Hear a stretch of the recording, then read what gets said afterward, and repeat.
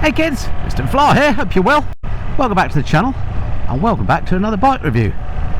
And today's bike is a bike that I've been absolutely itching to ride as an ex-Ducati 899 Panigale owner. I had one of those bikes for 8 years, so I knew it very, very well indeed. And after the 899 came the 959, and then for 2025 Ducati have absolutely gone nuts, changing the V2 bike for a completely new bike. Basically, it's got the new V2 engine. It's now called the V2 Panigale.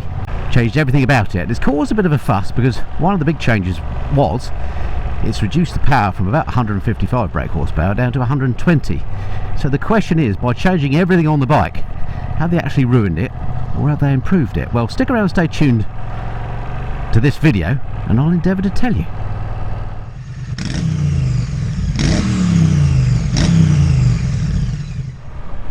Right, welcome back to sunny Great Missenden, folks.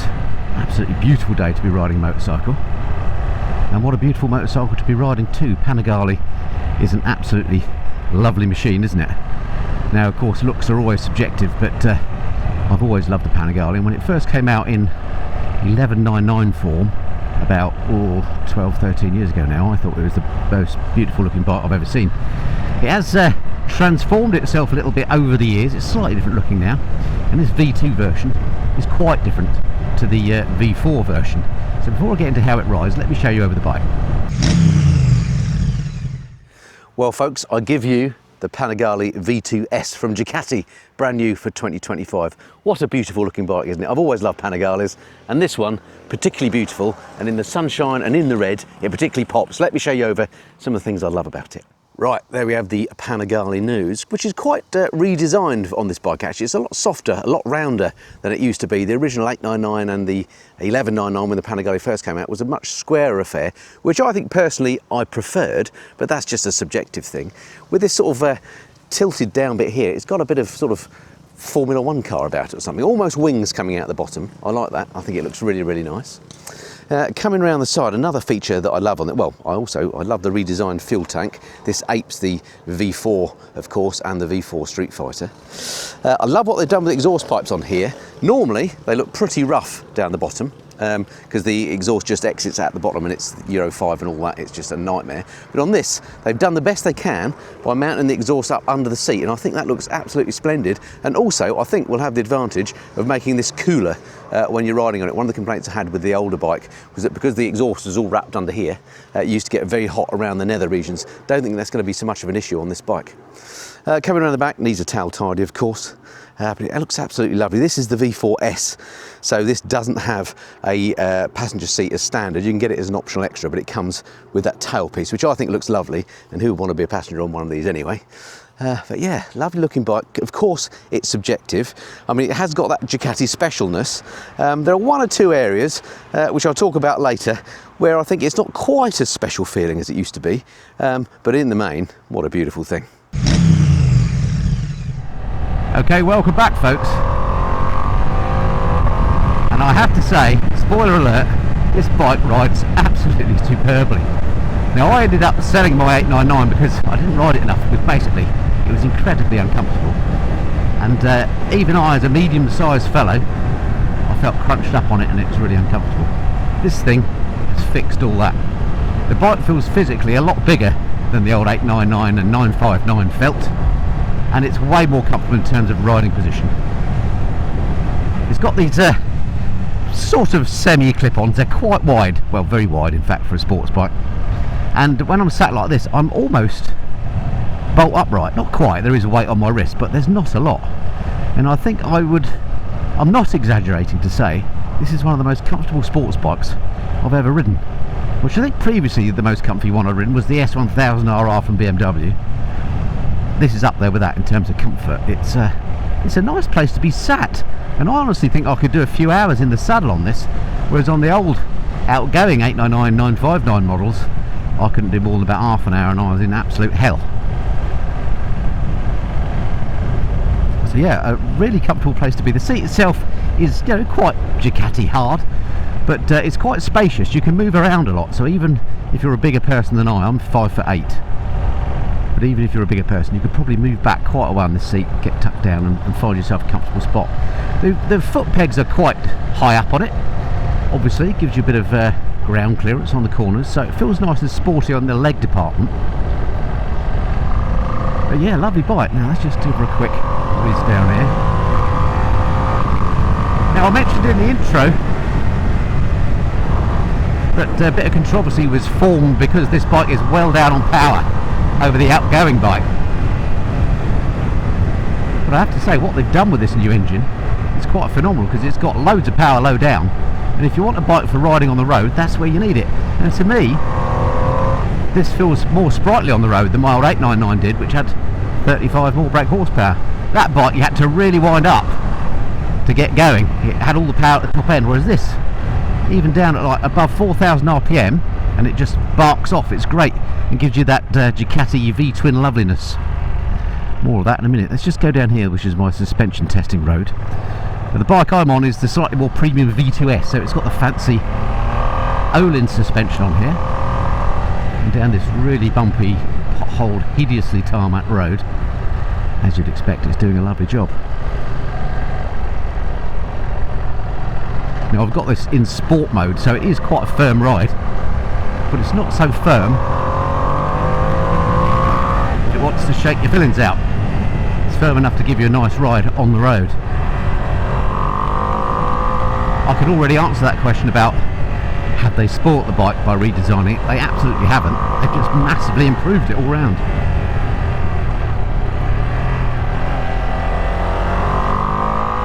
You get that Ducati V2 bark pretty much from the get-go on this, which I love, whereas I say on the previous Panigales, the baby Panigales, you had to really wind them up to get that fun. And this is really nice.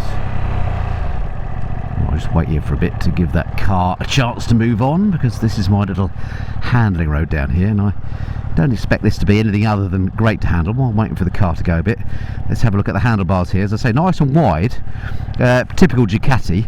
This is a bit new to me, this directional control. Find it okay to use, it's very intuitive. And check that out, look, a cruise control on a Ducati sports bike, whatever is going on. Right, okay, that's enough chat, let's get down this road.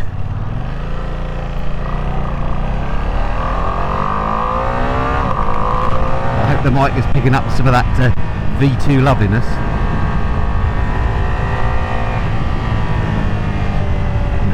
Down there, because it is narrow.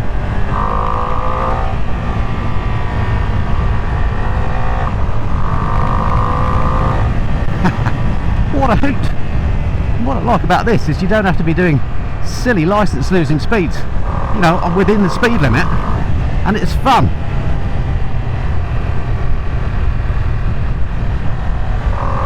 And that's got to be a good thing. Sounds lovely. It's so smooth, this engine as well. For a twin, there's no rock and roll or difficulty. Very, very easy to ride. I've noticed that even at slow speeds on this as well, it's just smooth, this bike.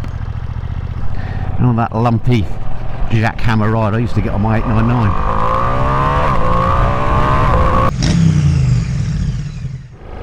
Alright, well, no Missenden Flyer first ride review would be complete, would it, without a visit to Great Missenden train station car park for my lugging about test. A little bit where we simulate what it's like to move the bike around in your garage. Is it going to be hard to live with because it's flipping heavy, and what's the turning circle like? So my favourite parking space is just here somewhere. Let's call it that one. Let's see how she fares. One thing I would say is it's quite hard to get the side stand down. It's tucked up under the foot peg. I mean, you get used to it, but you know, it takes a bit of finding. What I would say is, when you do find it, the stand is lovely. This is the same as on my Street Fighter V4. It's a beautifully made work of art. It's just not some old bit of steel tagged on like most manufacturers do. Ducati are great at specialness on their bikes, aren't they? Anyway, there she is, look, resplendent in this lovely sunshine, the red. Anyway, let's see what she's like in terms of turning circle, etc. Nice and easy to get off the stand, as you'd expect. Now, my old 899 was a nightmare. It was like a jumbo jet in terms of its turning circle. This one, jury's out actually. I was going to say it's much better, but it's not that great. I think it is a little bit better than my old 899 was, but still quite wide actually. That was from the middle of that one to to almost the edge of that one. So that's quite a wide turning circle. No big deal, it's just to sort of indicate to you the sort of what it's going to be like if you live with one of these. But I mean, you can put up with a bit of a wide turning circle, can't you? I mean, just look at it. What a beauty. Quick shifter works brilliantly well. Lovely and smooth gear changes on this. Now I've caught up with the Freelander. Let's just check the clutch out. Yeah, it's not really light, but it's not really heavy either. Sometimes Ducati clutches can be a bit heavy, but that one's absolutely fine. You're not going to need to use it too much with that quick shifter. Oh, I skipped by it.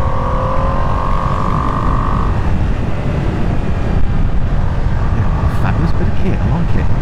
One thing I don't like are the mirrors, which for some reason vibrate like you wouldn't believe. Now, they are foldable, these, which is a good thing, but they do vibrate a lot, blurring the image behind you, which is annoying. I don't know why they do that. I found that on the Ducati Supersport, those mirrors were blurry, yet on my old 899 they were rock solid, even though the mirrors were identical. So I don't know what Ducati have done to change it. I mean, you know, mirrors aren't that an important thing, I suppose, when you're assessing a sports bike, but on a premium machine like this, costing what this does, you'd expect them to get little things like making the mirrors usable right, wouldn't you? Anyway, whinge over. Well, I enjoyed the bike a bit more. Let me whiz you through the spec.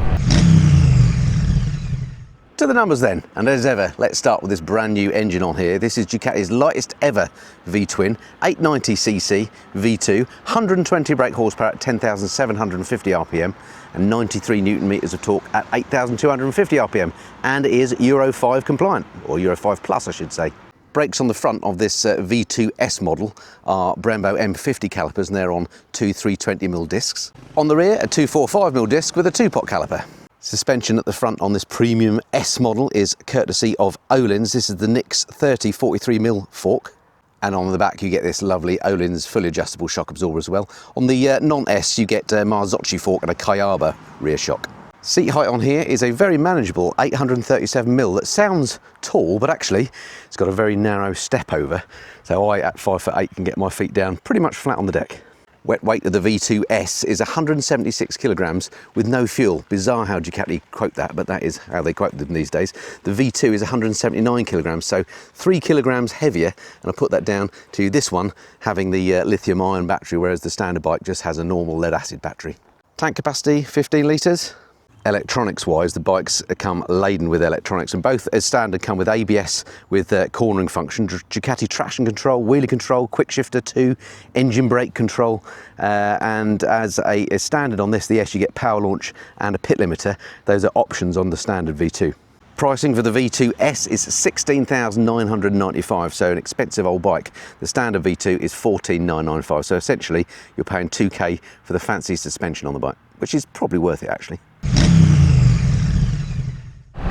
Right, welcome back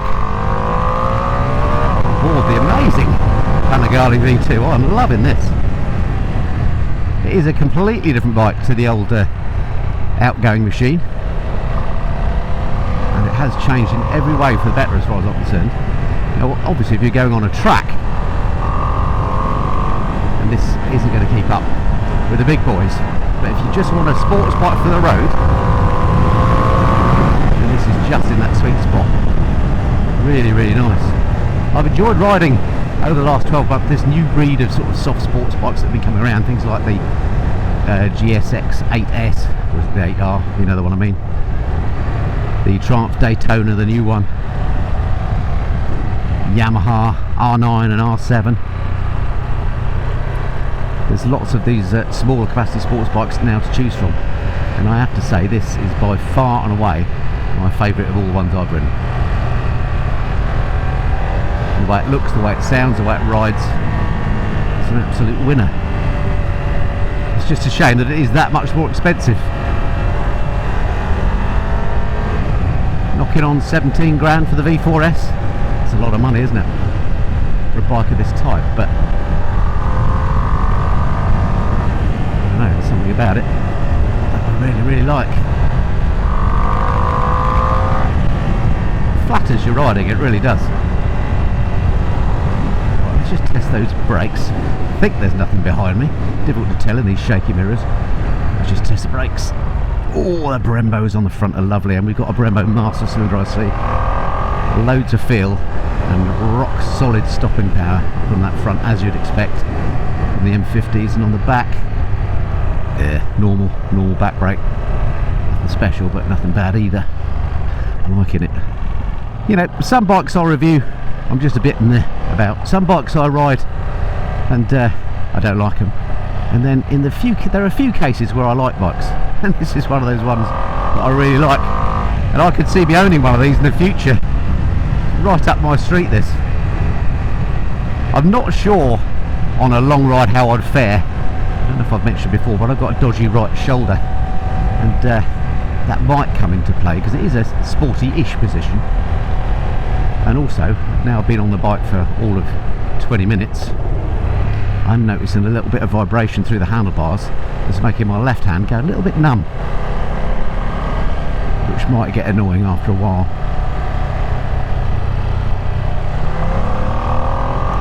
Loads of thrust out of this engine though. Ducati have done amazing things with this new unit. Cannot wait to try it in the Monster. We've seen some spy shots of the new unit in the Ducati Monster, which is another bike that I absolutely love and I can see in my future at some point. So I'm looking forward to riding it there. The only other time I've ridden with this engine was in the Street Fighter V2, which was okay, but it left me a little bit meh. I have to say, in the Panigale, it's another thing altogether. This is just a much nicer bike as far as I'm concerned.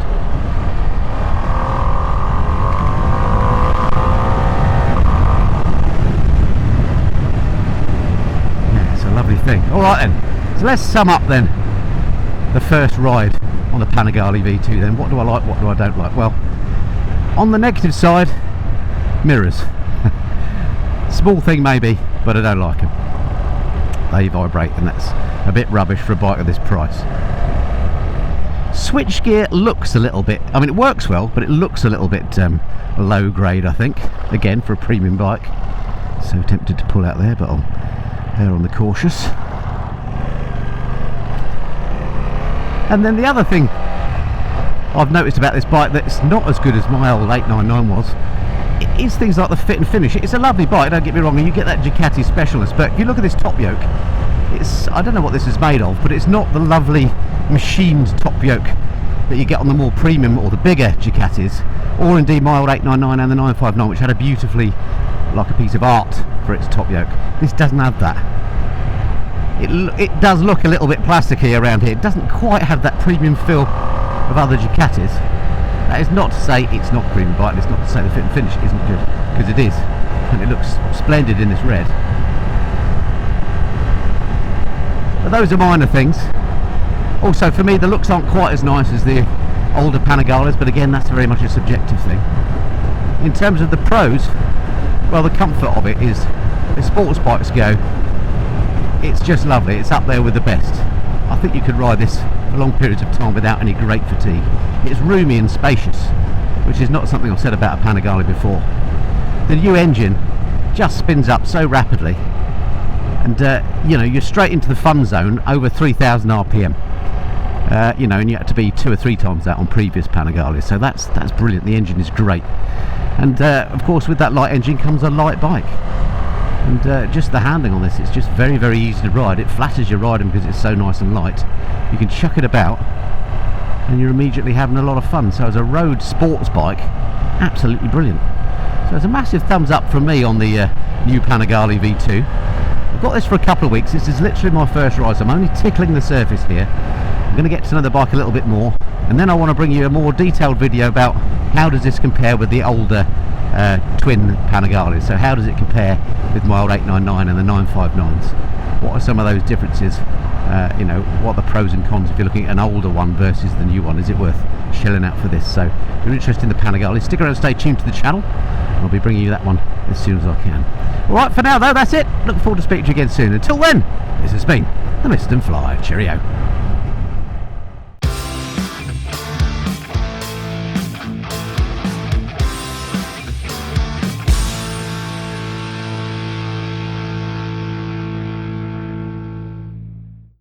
Oh, something else I've just spotted that I don't like about this Panigale is they've done like they've done on the Street Fighter. It's got a heated grips button there, but it doesn't come wide up. You press it and nothing happens. So if you want heated grips on the bike, and if you're in the UK you probably do, then you're going to have to pay extra for that, which is a bit of a nuisance.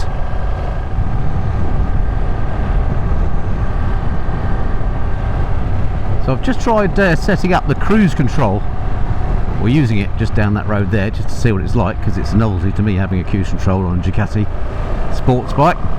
But when I press it, it comes up with this thing that says pit limiter cannot be activated in current mode. So clearly you also use that for the pit limiter, which is built onto the V2S. It's an option on the V2, but I'm not sure why it doesn't want me to use cruise control. Kate of RTFM, I think there, Andy. Don't start making reviews of things you don't know what you're talking about.